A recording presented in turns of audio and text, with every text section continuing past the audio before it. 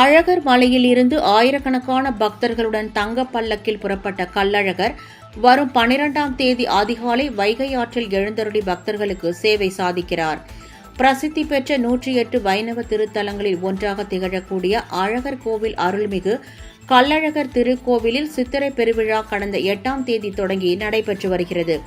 10 நாட்கள் நடைபெறும் இத்திருவிழாவின் முக்கிய நிகழ்ச்சியாக வரும் 12ஆம் தேதி கள்ளழகர் தங்க குதிரை வாகனத்தில் வைகை ஆற்றில் எழுந்தருளுகிறார். இதனை முன்னிட்டு கள்ளழகர் கண்டாங்கி பட்டுடுத்தி வாள் வளரி மற்றும் வில்லுடன் தங்க பல்லக்கில் மதுரை நோக்கி புறப்பட்டார். இந்நிகழ்வில் ஆயிரக்கணக்கான பக்தர்கள் கலந்து கொண்டு சுவாமி தரிசனம் செய்தனர். அழகர் மலையில் இருந்து புறப்பட்ட கள்ளழகர் திருக்கோவிலில் உள்ள கொண்டப்ப நாயக்கர் மண்டபத்தில் எழுந்தருளி பக்தர்களுக்கு காட்சி அளித்தார்.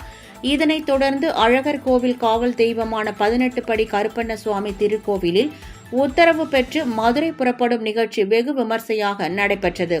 அப்போது உத்தரவு பெறும் வைபவமாக கள்ளழகரை சுமந்து வரும் சீர்பாதத்தினர் தங்க பல்லக்கினை 3 முறை குலுக்கி உத்தரவு பெற்றனர்.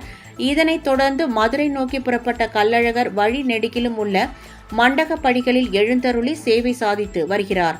இவ்விழாவையொட்டி தென்மண்டல காவல்துறை தலைவர் பிரேம் ஆனந்த் சின்ஹா மேற்பார்வையில் மாவட்ட காவல்துறை கண்காணிப்பாளர் அரவிந்த் தலைமையில் 1000க்கும் மேற்பட்ட போலீசார் பாதுகாப்பு பணியில் ஈடுபட்டு வருகின்றனர்.